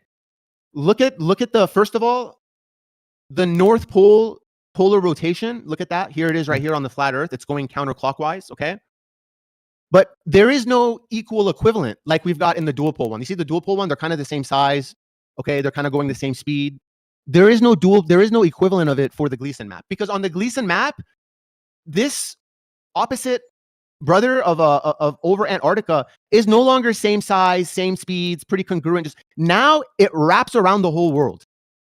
And this data visualized, the clouds are going, at least appearing wise, they're going at astronomical speeds. They're going from here to here in record time compared to its North Pole brother. The clouds are fucking way larger. We've got look at this. There's cloud fall offs that are the sizes of continents up here. So what this doesn't prove anything. I haven't proved or disproved anything. I'm just showing you. You could use additional data to help your eyes just looking at things can do amazing things. And you as a truth seeker figure out this is within your capability. Are the clouds in your world at the southern hemisphere plane, at the edges near Antarctica, are they actually this fucking big? Are they actually traveling this large? I'll have so you see how there's animations for hurricanes? Yeah. Okay. The southern hemisphere also has hurricanes, but their hurricanes will be fucking huge based on the layout of this thing. So you've got this discontinuity of north and south. And these type of, but the world may be like that. I may be wrong. This is for you to decide. So there are massive consequential differences in even different flat Earth setups. Forget the globe, forget curvature, forget concave, just flat Earth on flat Earth. There's different setups. So for example, let's take off the clouds and let's add flight routes.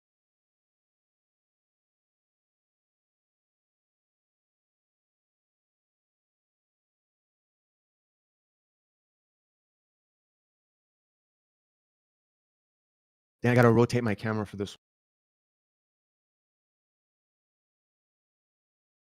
Okay, forget the dual pole for the flight routes for now. I have over 1,000 flight routes, popular flight routes, including Sydney to Santiago, modeled on Gleason. And again, with the geometry, with this difference, with the south splayed out like this is unavoidable. This is just how it is. With the south splayed out like that, your distances get fucked in the southern hemisphere. Look, I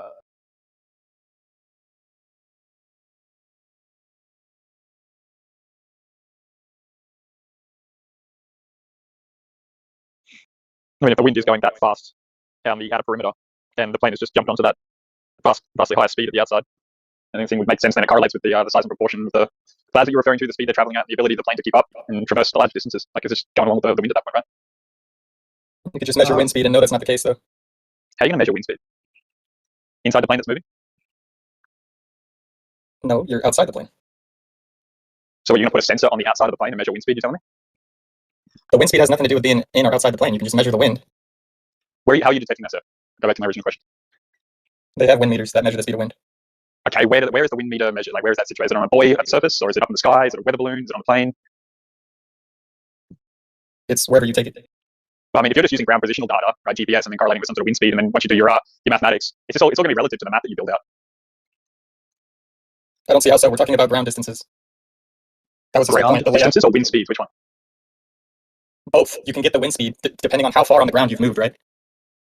If you want to claim it's different higher up in the air, you can, but you still have a ground distance you need to account for.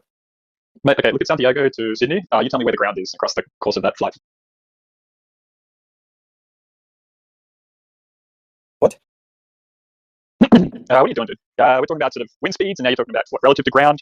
Yeah, because you were referring to what he was just showing previously, right? With the Gleasons versus the dual pole. Yeah, but he was indicating that the distances of the flights don't match up. Then the question is, how are they potentially doing that? Well, then he points at the fact that the clouds are moving so much faster, and clouds are just moving at the speed of the ambient air that they have to be situated within, right? Okay, but no matter which way you spin this, if you want to find the speed, if you want to find the distance, if you want to find the time, they're all in the same equation. So if we have at least two of them, we're going to be able to find the other one. I think you broke up. I was switching between Wi-Fi and mobile. Was that one term? Yeah, one term in the middle there. If we have speed, distance, or time, if we have at least two of them, we'll be able to find the third factor. So if you want to go off speed, we can. All we need to know is the distance and time. Based on that, you can see how long it'll take. I have a really fun one for you guys. So I have true satellite orbitals. Well, most of them. So check this out. The satellite orbitals really help show the dual pole nature of the dual pole one.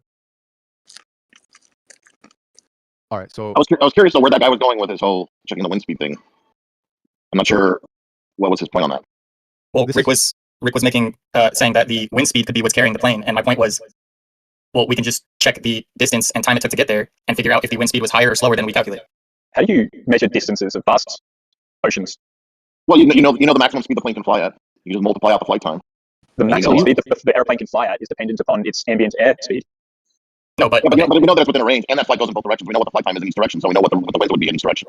So if the wind is traveling, let's say 100 kilometers per hour, right, and then you go into a wind zone that is traveling at 1,000 kilometers per hour, do you think that the plane has to go the same speed, or can it go faster? No, you're right. The plane is dependent on the air mass it's flying in, and if it was going at 1,000 kilometers per hour into the wind, it would basically be moving over the ground backwards or not at all, right? It would affect the ground speed, right? Depending on the wind. Yeah, that's why we can just look at the difference in flight time going east versus going west from the same locations, and we can get an idea of what the winds tend to be in that location, right? Yeah, Rick, if you want to say the wind is carrying it faster, well, we'll know that because of its flight time. Right, so the plane will get to its destination like 20 minutes or 30 minutes earlier. Based on presuppositional distance data. No, because we know how fast the plane goes. We can look at the speed, and if you want to compensate for the wind, we can just figure that out by looking at the difference in the flight time. So which one is it? The distance or the speed that's judging the time? We know what that plane is capable of traveling at, and we know the time that it takes in each direction. That will give us the distance. And how? What about the wind factor? How do you know how fast the wind's going? Because we can subtract the difference in the flight time from going east versus going west. I mean, at the point of which potentially that the distance data is fudged, you've got wind speeds that are based on the distance of the presumed map that you're working with. And then you've got an aircraft that's basically floating around in that, and the time changes quite regularly. It can be whole hours added to plane trips, and 2 hours, it can increase up to 20% potentially over its overall, or even decrease on its average, 20%. So once you've got all these factors, I mean, I don't even know how you guys make an argument. Yeah, but we know the flight time going east, and we know the flight time going west, and we know that airplane can only fly, especially when it's at cruise altitude. There's only a very, very narrow corridor of speed that plane can fly at within that air mass. So then we have a very accurate way of figuring out roughly what the speed of the jet streams are.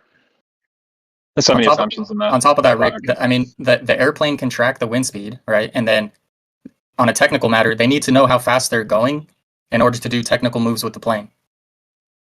So it's not like it's not like they're just in a wind stream and they're like, well, hopefully we're going the speed the plane says we are. Yeah, because theoretically, if you had a crazy headwind, you could run out of fuel before you got to your destination. Like the plane is accurately displaying how fast they're going. It's only based on its ground positioning data that it's receiving.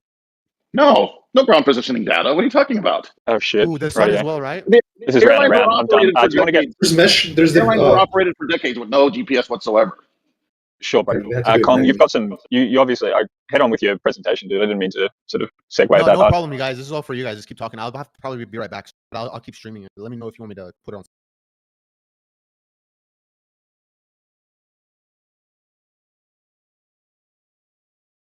This idea that we can't figure out how far these distances are by timing airliners is just ridiculous.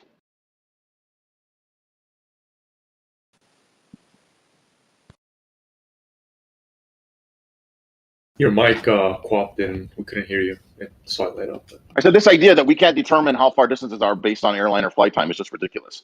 Yeah, no, we heard you. It was Quap, I think. He was trying to speak. Oh, okay. I thought it was me.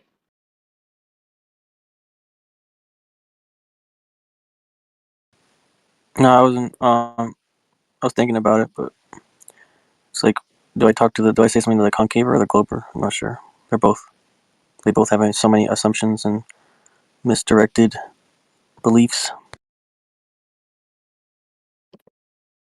Can't help everybody. Trying to think about what to do to help the Christians too. I'm just a good person. Just trying to help you. Just you can't help anyone, Quab. Just remember that. Okay, that's the point of trying to help people. I'm kidding. I gave up. Coming here like your Mother Teresa helping people and shit. Fucking. Well, what if I control? Shit, what if I control Sarah. people and help them at the same time? No, because I mean, I don't think that those two, like, you can't do therapy. I mean, maybe you can with a clown or something, like laughter therapy or something. But those guys are weirdos. So. Oh, okay. What if the only fix for Cogdis is like humiliation rituals? Okay, Rick, you're seeing my stream, right? Sure. Okay, so this one's the Gleason. This one was the dual pole, but I'm trying to show you the concept. So you see in Gleason, Antarctica is at the outer wraps, right? See. Okay, in the dual pole, Antarctica is not in the outer wraps. It's at the southern South Pole, and the size of this region, okay, literally, okay, what is this? This is 0 latitude. This is what is this? 15. So it's going like 15 down or 10 down, whatever. This circle that we're looking at, and as far as distance and size goes, is literally equal to this circle that we're looking at. Okay, all right. So now the reason why I said that was this, because I'm about to show you this idea of how potentially fucked and distorted this Gleason map is. Okay, you see here we've got Canada, we've got Russia, Greenland, all Alaska. They're all right next to each other. They're all in this little region of space of landmass. Now look what has happened here. Okay, I've taken this region right here and have warped it for it to be in the outer edges. Okay, now. Yeah, you've got something. This is what Eggshells talks about. We can't really see it because you can't really see it. But really, what's going on is Canada is over here, Russia's fucking over here. Greenland's, they're on virtually different sides of the flat Earth plane that we're looking at right now. They're as far away and as wrong from each other as can possibly be. The same concept, which I could be wrong here, but this is the idea, is potentially wrong with the Gleason map, where you have Antarctica at the edges. There is a chance Antarctica is actually like this, and this has been split apart at the seams and made to become the edges. Now, what does that do? Just like the distances at the outer edge, just like Russia is not over here and Canada is not over, they're right next to each other. Same thing with Antarctica. All parts of Antarctica, it's right there. It's not that big of a fucking deal to suggest to fly around this little ass circle compared to around the entire world. That's like 7, 8, 9. I don't get what this is. So Two flat Earth? the ultimate point is, and to finish it off in one sentence or two, is that's it. Open your mind to the consideration that this map is fucked, but you're not a glober. You're not a you still are sticking to your fundamentals and your principles and looking at other layouts. What am I looking at though? Are you saying there would be 2 flat Earths? Should have kept up, bro. So now Gleason's versus dual pole. Yeah, so that was basically it. And so what that has done is, again, look at these clouds around here. These clouds in the dual pole model, they're not going around the entire fucking world. They're going around whatever this distance is around Antarctica. These same clouds, this is the same animation playing at the same time. You're seeing the same thing twice. I appreciate it. Yeah, it's pretty wicked now. These clouds are literally traveling at extravagant speeds. This isn't like, 20% off here, 20% magnetic declination, 20% a little bit of rotation, 20% a little bit of fractal continental mapping cartography. No, this is I've actually the math on it is like 7 to 11x wrong which is pretty bad. Now, So you're just talking about cloud sizes, though. now I'm talking about distances from point A to point B. If you have someone on the ground over here in Antarctica, and this cloud passes over their head, and you have another person over here in Antarctica, their distance from the cloud to get to point A to point B, the distance in this model is far smaller than the distance in this model. Because look, stop me if you want to say something, or I'm going too far. This guy in Antarctica, right by South America, in Gleason, is over here. Okay, you following me? Is over here by South America. This Gotcha. guy, let's pick another guy by Australia. He's over here. If they were to have a, whether let's say clouds or even literal distance line in the sand, the distance from this guy to this guy is equivalent to the distance from this guy to this guy. Okay. In the Gleason map, one guy would be over here in Antarctica, the other would be across the world in Australia. That line in the sand we're talking here to here versus one edge of the globe to the other edge of the world. That's like that's way off. Yeah. So that's but the it explains idea. why. Yeah, I get it, but I mean, to me, that sort of underpins the reason why there's so little interconnectivity between the southern aspects of the world, and why, like, population, I mean, as far as the story is concerned, right, seems to have come from like the northern hemisphere or the center, and then trickled down or out, depending on the way that you want to think about that. What else was there? Continental drip was also an interesting phenomenon. Oh yeah. That I is, have that for you. I don't know. Go ahead. Yeah, cool. I was kind of curious if you had any thought on that idea, as it sort of regards these different maps. Yeah, just hold on. I got it for you right.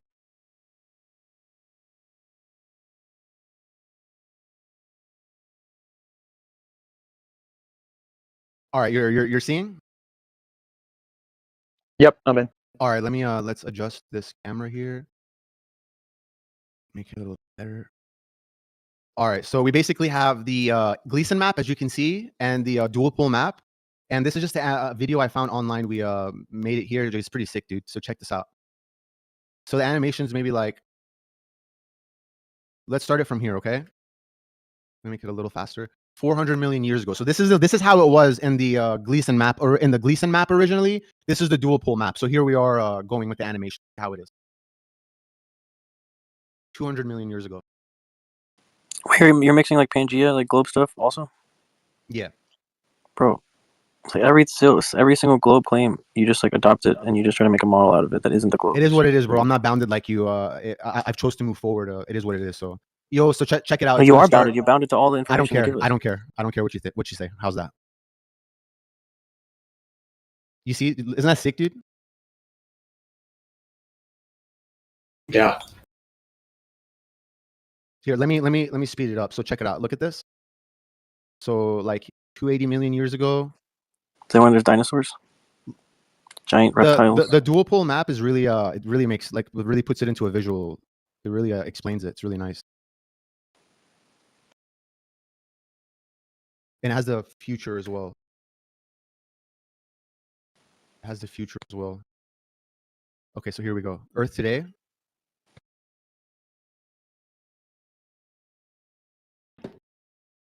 So the dual pole is kind of fucked, but if you look at the here, they're suggesting that shit's gonna continue expanding in flood. So check that out. So where do you live? Florida's gone, Texas is gone, California is completely gone, a lot of Canada's gone, middle of a complete coast is gone. What's going on in Europe stuff. So if they're telling the shit, truth look about at Africa, tectonic bro. plates and the evolution of Earth, I just don't know why you think the curvature is like opposite.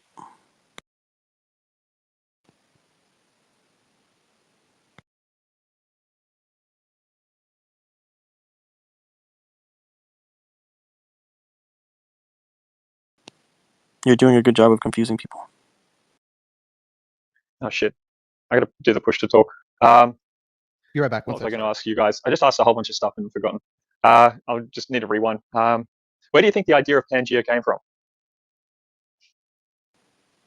Like, why is that sort of in our cultural, sort of historical account? I don't even understand why the mainstream would concede to needing a Pangea.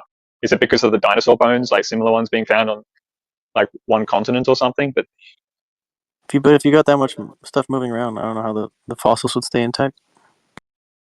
It's kind of because of the globe and the way that they claim it formed, and then the plates and the way that the land all had to expand out on a globe. Yeah, but what, like, From this is the Big thing I didn't Bang. get is like, why did they need the one supercontinent, and then they needed to break off into these other sort of, I don't know what you would call those shapes that are the continental plates, and then like the continental plates don't even track the what's it called? I mean, the land itself. They do a little bit, but I know. and I just don't we're talking understand why about they this would have that idea. Sorry.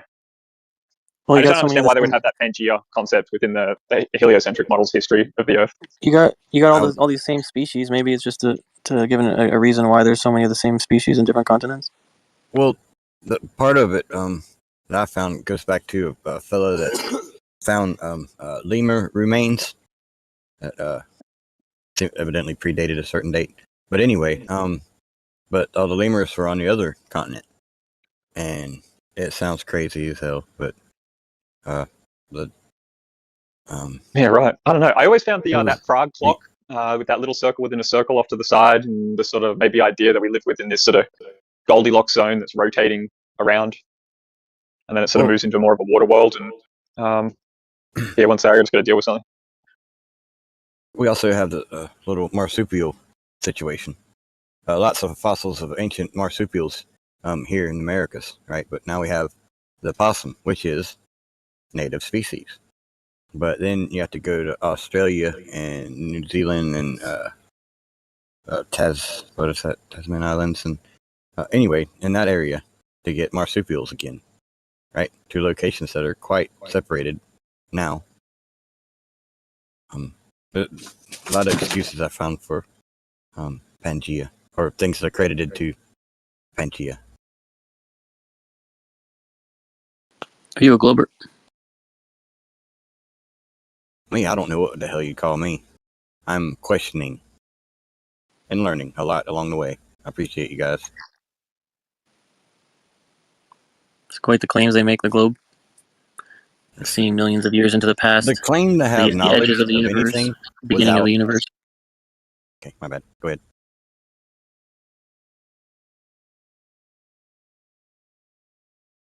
Like a leap.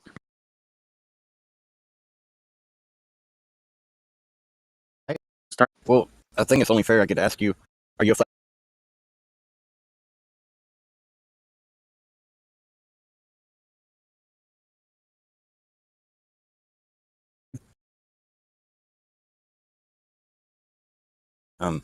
delay guy? Q something P? Am I delayed? I don't think I'm delayed. I don't know, but are you a flat earther? I mean, you asked me the question. I think it's only fair I get to ask Yeah. you the same one. Is there?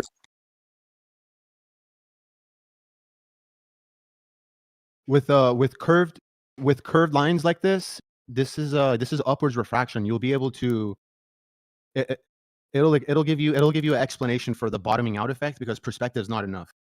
Perspective only says says the concave. it'll go to a vanishing point. Things don't necessarily go to a vanishing point; they more so often bottom out. And that doesn't happen because of perspective. With How do you know that? bottoming out, you with the incorporation of upwards bending light system wide, meaning everywhere it's happening, you're going to be able to explain things bottoming out. I love the concaver trying to teach us how the flat Earth should work. Dude, Q-Op, isn't the concave like the ultimate land in the sky idea? There's just land It's like in the sky Elysium. everywhere. That'd be kind of cool. Everywhere, everywhere you point, there's land in the sky. Be like the game Halo. It just doesn't seem like anyone's really exploring concave seriously, so I don't know how much use there is to really discuss it, unless people are into it. But I feel like that was meaner than anything I said. But like, well, nobody's really like thinking it's concave, really. So maybe there's a few people that are somewhat interested, but it's not even really on the table. It seems for most. I feel like it does some things well, but yeah. no, it's. You guys don't believe that LSC was the second coming of Christ? So there wasn't just, I mean, the second coming. That doesn't make sense because even Jesus wasn't the first Christ. So that's the numbers would be way higher than 2. Well, whichever. You don't believe LSC when he said that he was Christ? If you learn the mysteries, you become a Christ. You don't have to. You're not born. Q-Op even knows who LSC is. Do you know who Lord Stephen Christ is? Q-Op? Yeah, the concaver like priest. Okay, you do know who he is. Well, he's just many years ago. He was around. He died, right? You see this one, Gio? This is whatever this flight route is, for example, this would be the Pac Manning.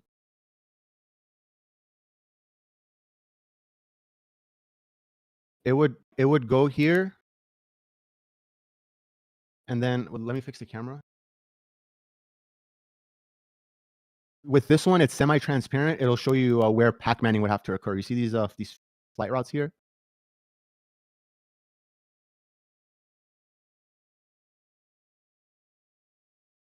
So all of these things you see curving around, they're all Pac Manning. So and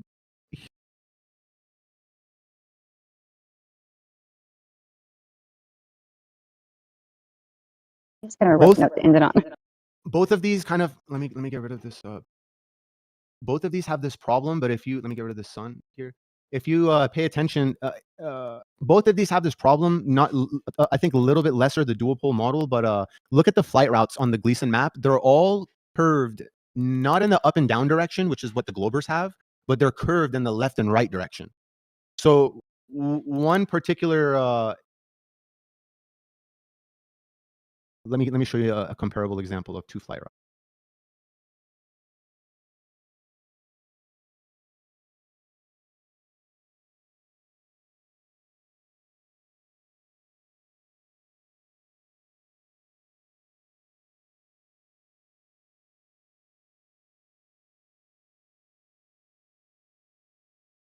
Basically, like this Sydney to Santiago flight right here on the FE, it's a completely curved flight route. Not only is the distance, if you measure the length of the line as proportional to everything else, not only is the distance fucked badly, like 3x wrong, but the path of the plane, it's like the plane's tilting at an angle sideways and flying the whole time, and that's not what's happening. If I give you an example, look, this is the same thing, the concave variant, and likewise the globe variant. Every single flight route is a perfectly like straight line. It's a literal beeline straight line to the destination. Look, Sydney to Santiago is this green line here. It's a dead straight line. Airplanes fly straight, right? So it's a dead straight line right here on the globe. You see? And on look, dead straight line. You go up, you just fly heading straight to your destination and do that. This in the Gleason map is this blue line here. Meaning this blue line, for every point on the ground, you put a pixel as you're flying. You put a pixel. Each pixel, each point reflects a position in the ground. Like that, but on the Gleason map, it's this extravagant curve. We've seen memes where it's like, oh, this flight route on the globe is like this weird route, and then it'll be like the flight route on the flat Earth is like a straight line. This is true flight routes right here. And that same data for a spherical Earth, whether you're inside or out, look, we can look everywhere. Everything's a perfectly straight line. If it appears curved, it's just because of from our vantage point. If we go to that actual vantage point, you'll see it's straight. You see, straight line. It's dead straight. You can't get any more straight than this. Well, planes can go left and right without banking, right? This flight route, I wonder what this is on the AE map. So what is this? This looks like wherever that is to there. Where is that? There it is right there. That curve. What is this on the dual pole? I don't really like this view. It seems like a very slight curve.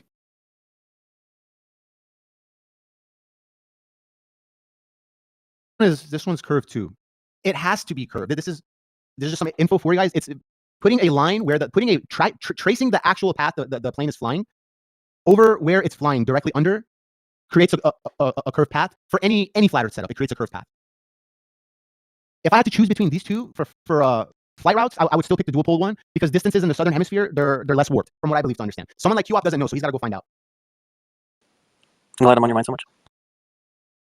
What is this modeling software? Is that like Blender or something? Yeah. This model you're seeing in its entirety, including everything you're seeing here, I have made publicly available to download. So you can message me on the So side. what doesn't the government lie about, in your opinion?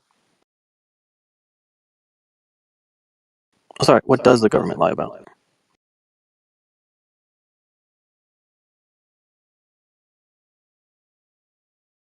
You can't think of anything the government lies about?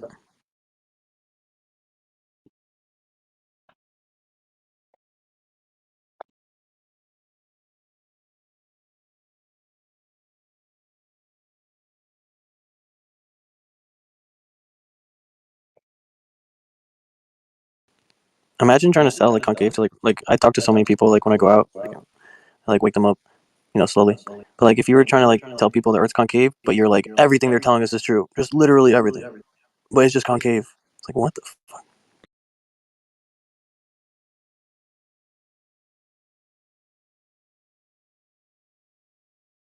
Get to work, you up. Got a lot of work to do, bud. I don't think work here, bro. Got a lot of work to do, bud. Not at all. You have no like. I know you think like you know so many things, but you have no actual real information. Like none of this stuff is actually like useful to you in your life. Let me know when you make some progression. Until You just then, have beliefs. I don't really give a shit what you have to say, think, any of your questions. Let me know when you make some progression. Thanks.